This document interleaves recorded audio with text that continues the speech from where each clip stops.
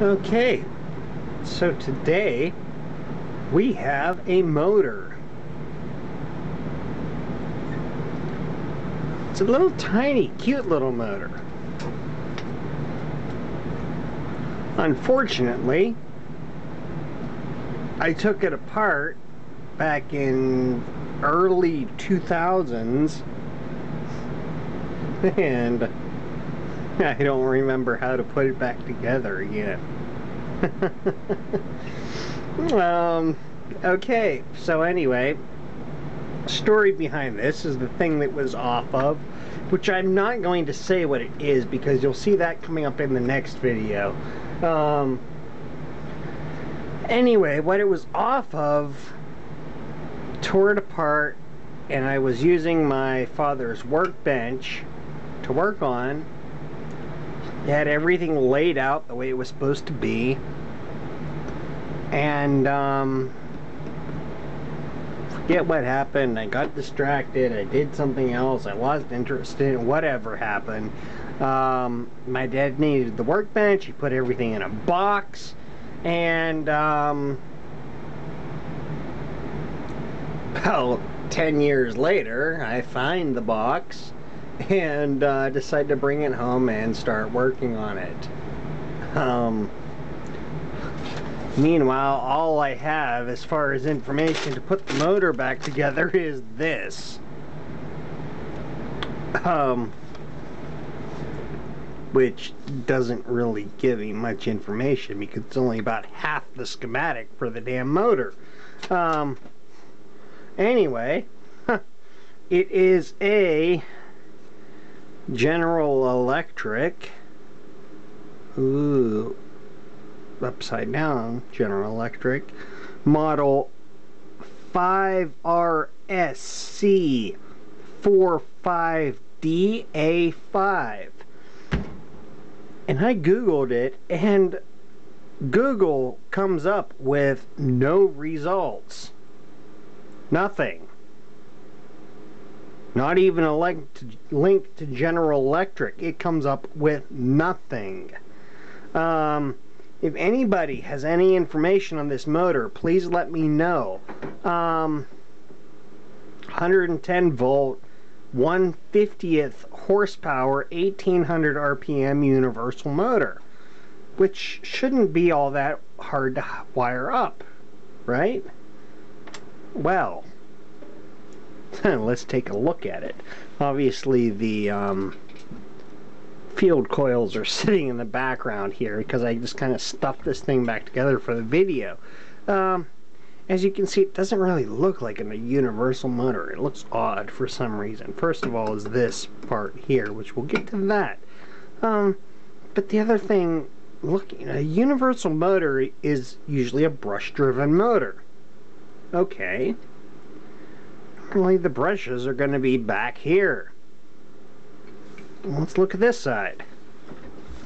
What the heck is going on here? We've got two brush holders on this side. Pull the back off. It's got a centrifugal switch on it. That's got a contact in the back housing, which is made of Bakelite. And it has a metal, or is that metal? I'm not even sure. I think that's metal. Looks like metal. Anyway, it looks like it's got a fake bearing housing on the back end cap, which I don't know if this was just, if this might have been a custom made motor. I don't know. But it's got holes for wires coming out everywhere. It's got, well, anyway, before we get to the holes, it's a, okay, so it's got a start switch on it. Well, it's got a little capacitor under there. Plus, you pull this off and it's got a resistor network over here. I don't know what's going on with this thing. I never had it running. I never had it working because when I got this thing, it didn't even have a power cord. Everything that was possible to be cut was cut. With the exception of this oddball plug here, which attaches to a switch internally on the device this thing was from, and appears to do nothing on the device. But anyway, so we've got this switch here. This, I don't know if that went in here. I don't remember. This went somewhere on the motor. Anyway, that can come off now. Yeah. So we've got a hole in here for the wire coming out to the resistor network. Hole down here for the wires, and this one's got a grommet for the capacitor. There's a hole up here for I don't know what, and a hole down here that's got a threaded grommet that's actually, anyway, it's a threaded grommet. I don't have to pull it out. It's not that interesting.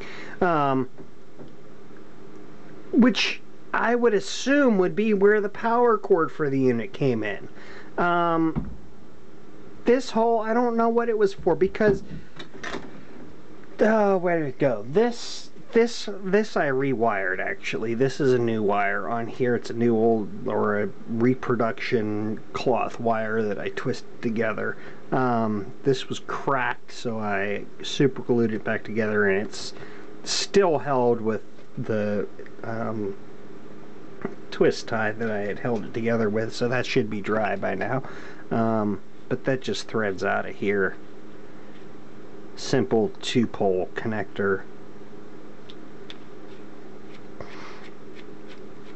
And as you see, I've shrink wrapped the so that the ends don't fray on there. But if you take a look at the detail they went to when they were originally manufacturing this motor, these were some of the wires here that were originally from this motor. And if you look at that, let me get a little bit of light here. I don't know if you'll be able to focus on that or not. Okay. But it's actually string wrapped around the end of the wiring and varnished to keep it from unraveling.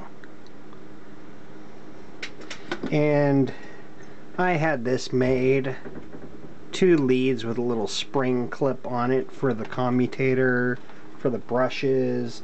I did some work on the field windings. I shrink tubed this whole section because it was coming apart.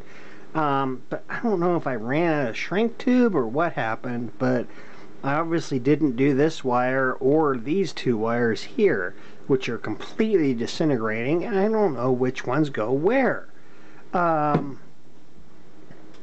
This here, I don't know what this I made for. This was with it. I don't know if this was supposed to be this or what, but this is not electrically tied. It's just tied together and varnished. I don't know what, I don't know why I did this. Okay, so we've got 3 brushes here. We've got 3 brush holders. We've got the oiling tab felt thing. Whoa, we've got the cap for that. Got the capacitor. It's an original General Electric 25 microfarad 250 volt capacitor. I doubt it's any good, but we'll try it out. What's interesting to note is that the label is actually handwritten. Yeah, we got the resistor network. Not sure what they were trying to accomplish with that. But yeah, let's pull this off and take a look at this switch. This just threads on hand tight. It's not even, it wasn't tight on there after however many years and however hours this thing has run. The slip ring isn't worn at all. It's polished from the carbon brush, but that's about it. There's a nice heavy copper ring on there, and that's tied into there. Oh, and this actually, I just noticed that it actually sits up by itself. Okay, down, stay, good motor. Anyway, yeah, this brush here for the slip ring is actually tied into one of the regular standard commutator brushes. Whoa. Sorry.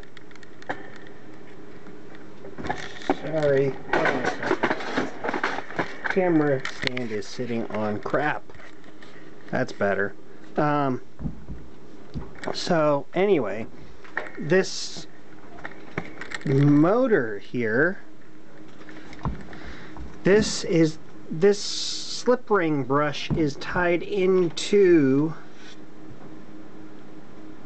the main commutator brush there, which we'll pull that out. Maybe.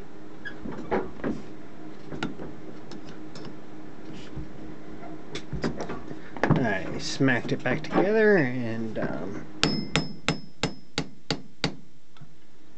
these old motors are sometimes tougher to take apart than it looks.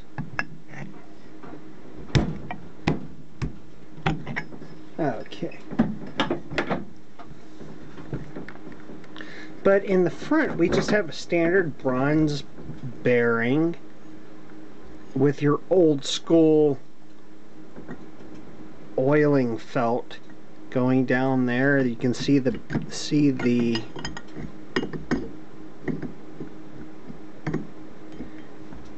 shaft there directly in the tube,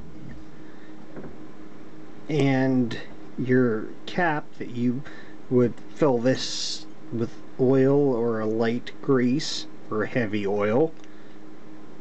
Same difference.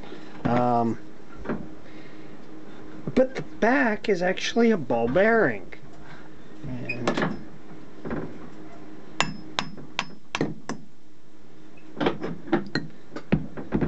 it's actually got a ball bearing in it. Famous General Electric ball bearing motors, right?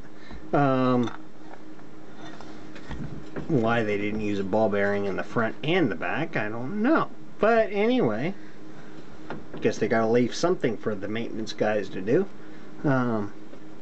This is the commutator, standard universal motor commutator on here, and rotor. Nothing really special about it. You can see nice, thick, heavy commutator bars. But yeah, if anybody at all has any information on this motor, or how to possibly wire it up, if anybody's got any ideas, I mean, I'm going to play around with it, but see if I can figure anything out, and maybe possibly try it on a lower voltage than 110 and see if I can get it to do anything. Presumably the motor is good. I don't know. The motor could even be shot for all I know. Nothing appears to be burned. Nothing appears to be arced. Commutator looks clean. It's a little crusty and rusty, but that's just from sitting around. I haven't tested the resistors. I haven't tested the capacitor or anything like that.